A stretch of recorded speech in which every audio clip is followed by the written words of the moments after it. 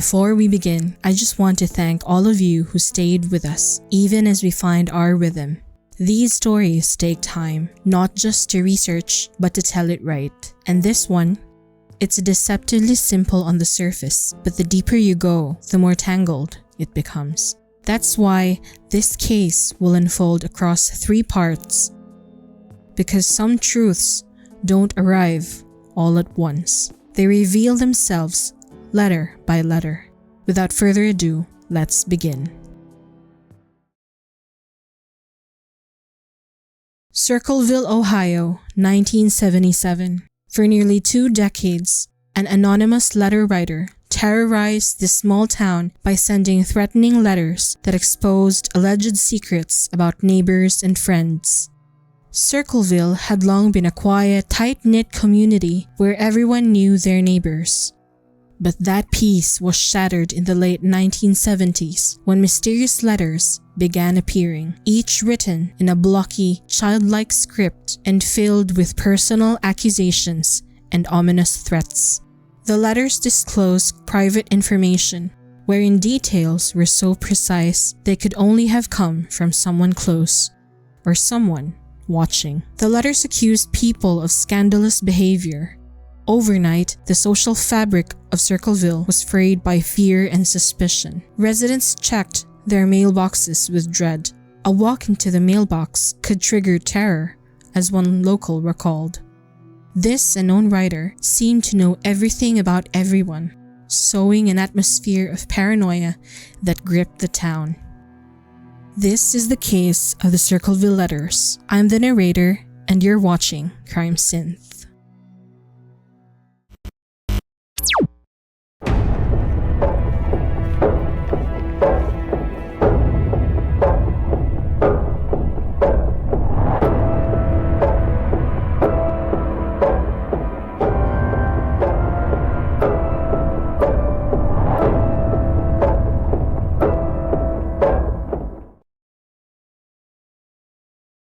In March 1977, one resident in particular became the focus of these malicious letters: Mary Gillispie, a local school bus driver. Mary received an anonymous letter from her mailbox, which was postmarked from Columbus, Ohio. The letters accused her of having an affair with the school superintendent, Gordon Massey. Gordon Massey was actually the first recipient of these letters, and later, the focus transferred to Mary. The letter to Mary said, "Mrs. Gillispie, stay away from Massey. Don't lie when questioned about meeting him. I know where you live. I've been observing your house and know you have children. This is no joke. Please take it serious. Everyone concerned has been notified, and everything will be over soon." The writer threatened dire consequences if Mary did not end the alleged affair. Mary was shocked. She adamantly denied any affair. At first, she told no one about the frightening letters. Perhaps she hoped it was a cruel prank that would stop on its own. But the letters did not stop. More ominous messages arrived. Mary's husband, Ron Gillispie, received his own letter, which not only informed him of the alleged affair, but urged him to take violent action. "Mr. Gillispie, your wife is seeing Gordon Massey. You should catch them together and kill them both. He doesn't deserve to live." In chilling terms, the writer didn't ask Ron to seek justice. Rather, the writer tried to provoke Ron into rage, an attempt to incite, to destroy everything in the heat of betrayal. Another letter warned that if Ron failed to act, his own life would be in danger. This was then the Gillespies realized this was no prank. Someone was methodically trying to menace and control them. After receiving tons of these ominous letters, Ron and Mary confided within their families, including Ron's sister and brother-in-law, Karen Sue and Paul Freshour, about the letters. Mary even suspected a particular individual might be behind them. In an attempt to fight fire with fire, the family decided to send their own anonymous letters to the suspected writer, urging him to stop. For a brief time, it seemed the harassment ceased, but the respite didn't last long. Soon, not just the Gillispies, but dozens of Circleville residents began finding poison-penned letters in their mailboxes. The letters accused locals of everything from embezzlement and domestic violence to sexual misconduct and even murder. Some were sent to city officials and newspapers, spreading gossip and alarm across town. It appeared no one was safe from the letter writer's reach or wrath. By late 1977, fear spread through Circleville. Neighbors grew wary of one another, wondering who might secretly be the letter writer or the next target. In communication psychology, this kind of threat is known as fear-based messaging, and it follows a very specific pattern. According to researcher Kim White's extended parallel process model, fear appeals are most effective when they deliver two things. First, a high threat, a warning that something bad will happen. And second, a clear sense of what to do about it, a behavior that might prevent the outcome. The Circleville letters follow this formula with disturbing accuracy. Stop seeing Gordon Massey, or something will happen to your husband. Don't talk to the police, or the whole town will find out what you've done. These weren't empty threats. They created fear, then offered a twisted form of relief. Comply and maybe nothing bad will happen. That's what White describes. When people believe the threat is real and feel like the sender has control over the consequence, fear becomes behavioral leverage. The goal isn't just fear, it's to manipulate action through terror that feels rational. And in this close-knit town, the tactic was devastatingly effective. The letter writer stayed hidden, which meant anyone could be a suspect. What unfolded next resembled what sociologist Stanley Cohen once described as moral panic, a collective anxiety triggered by a perceived threat to social order. This was later expanded by Good and Ben Yehuda. The theory outlines how fear takes hold, how control, blame, and suspicion intensify even when the evidence is thin. Each new letter cranked up tension. Residents whispered rumors behind closed doors, unsure who to trust. As one journalist noted, the writer seemed unbound, not afraid to say anything. This left townspeople wondering in dread. Is the letter writer coming after them? Or another one of their neighbors? This wasn't just paranoia.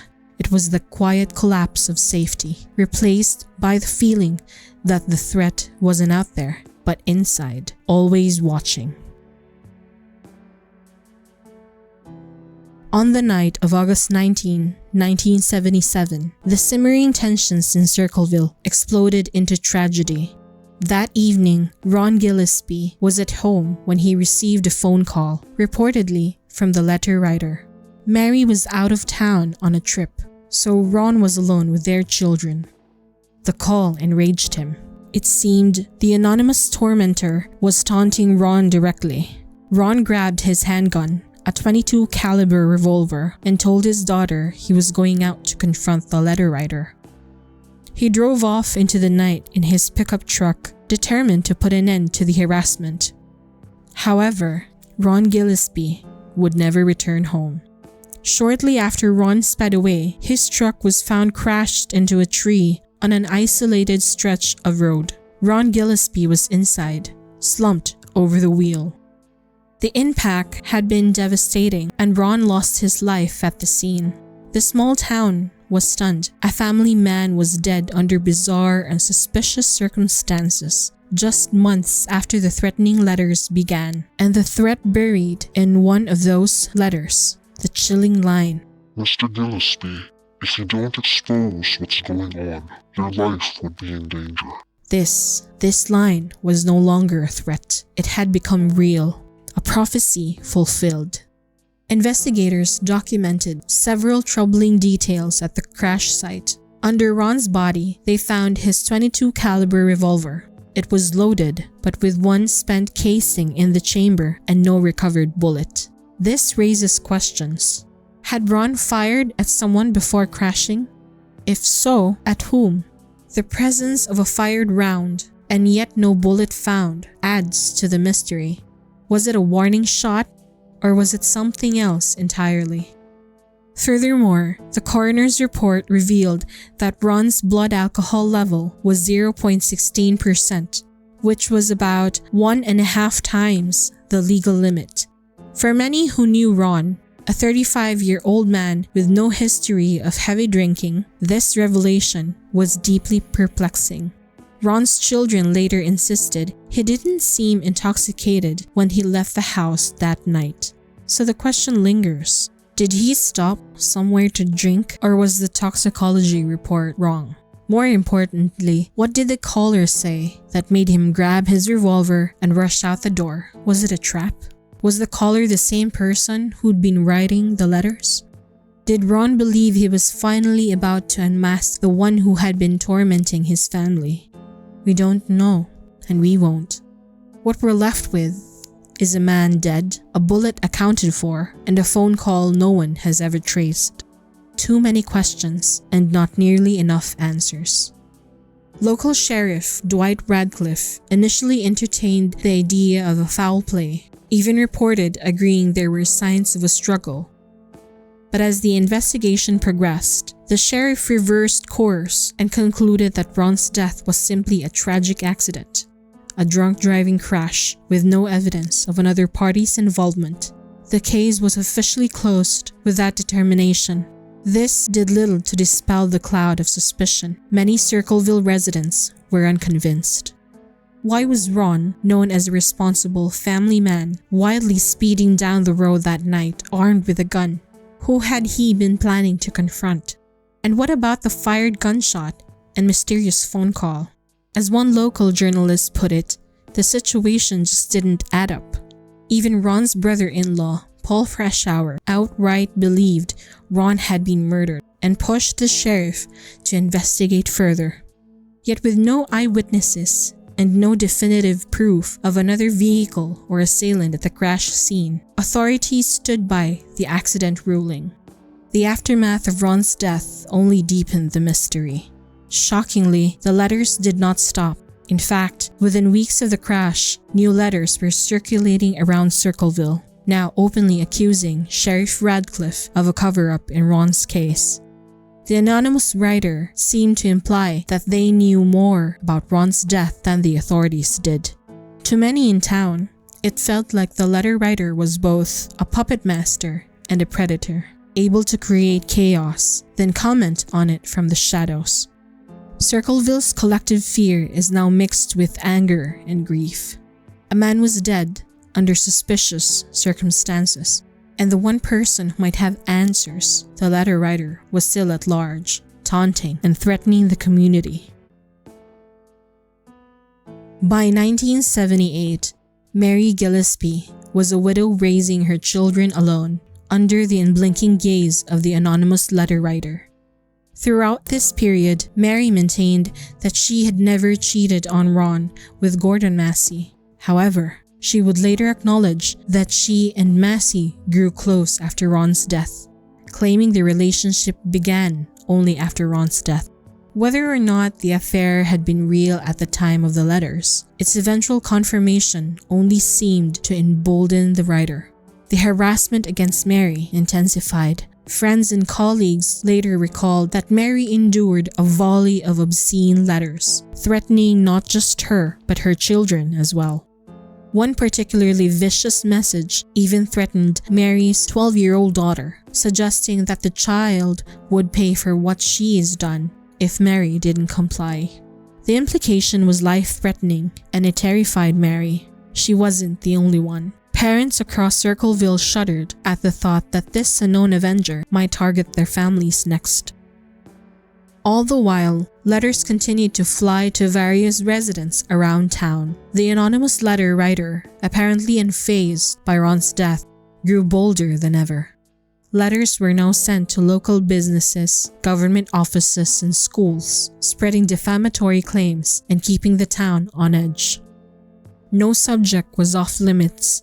The writer castigated public figures for alleged corruption and blasted private citizens for supposed transgressions.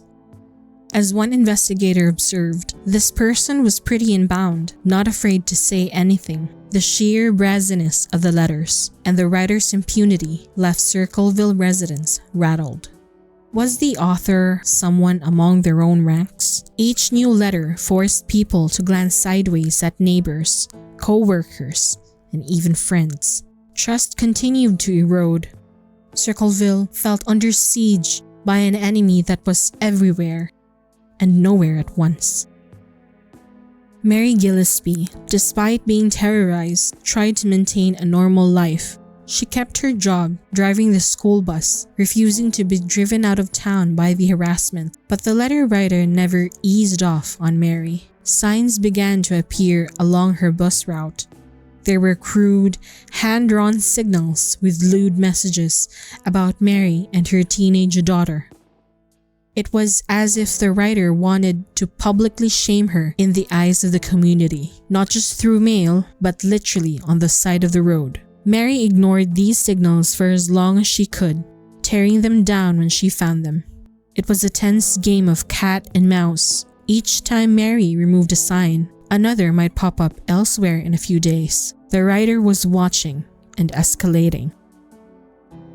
On February 7, 1983, 5.5 years after Ron's death. That afternoon, Mary was driving her empty school bus along her bus route when she spotted a particularly menacing sign on a fence posted ahead. The sign mentioned her daughter by name and was vulgar in its accusations. Mary's patience finally snapped. Determined to protect her child, she pulled the bus over and walked up to rip the sign down. In doing so, Mary made a fateful discovery. The sign wasn't just taped up, it was rigged. Someone had carefully tied the sign to a small cardboard box with a piece of twine. Suspicious, Mary removed the whole contraption and later opened the box. Inside, she found a crudely fashioned booby trap, a loaded .25 caliber pistol aimed to fire when the sign was pulled. At that moment, Mary realized she had narrowly escaped a potentially fatal attack. The device had malfunctioned and not gone off, a stroke of luck that likely saved her life. Mary immediately handed the booby trap over to the Pickaway County Sheriff's Office. At last, the long-sought phantom writer had done something more than right. They had tried to kill. But in doing so, the culprit also had made a critical mistake. They left behind a tangible piece of evidence. Investigators carefully disassembled the rigged box and recovered the firearm. Though the gun's serial number had been partially filed off in an attempt to conceal its origin, forensic experts managed to restore the number. In a breakthrough, they traced the weapon back to someone shockingly close to Mary Gillispie. After years of false leads and mounting fear, authorities finally had a concrete lead on the Circleville letter case. The revelation would turn the case on its head. Could it be that the very person helping Ron investigate the letters was behind them all along? The evidence from the booby trap put law enforcement on a direct collision course with one of Circleville's own. In the investigation that followed, Paul Freshour, Mary's former brother-in-law, came under intense scrutiny. Within weeks, he was arrested for the attempted killing of Mary Gillispie. For a moment, it felt like the mystery was finally unraveling. But it wasn't. What came next would defy explanation. A story of contradictions, missing evidence, and letters that kept arriving, even with Paul behind bars. The next chapter of the Circleville saga wasn't a resolution. It was a descent into something even stranger. The arrest of Paul Freshour in 1983 looked like the breakthrough everyone had been waiting for. The phantom letter writer caught at last. But then, the letters didn't stop. Even with Paul locked in solitary confinement, the messages kept arriving. Cruel, specific, and just as threatening as before. So if the man behind bars wasn't writing them, who was? In part 2, we'll uncover the forensic trail that led to Paul Fresh Hour, the trial that divided the town, and the chilling fact that turned the entire case upside down. This story wasn't solved, it mutated. And the deeper you dig, the more it resists the truth. Stay with us for part 2 of the Circleville letters, because the next chapter doesn't just challenge what you believe, it rewrites it.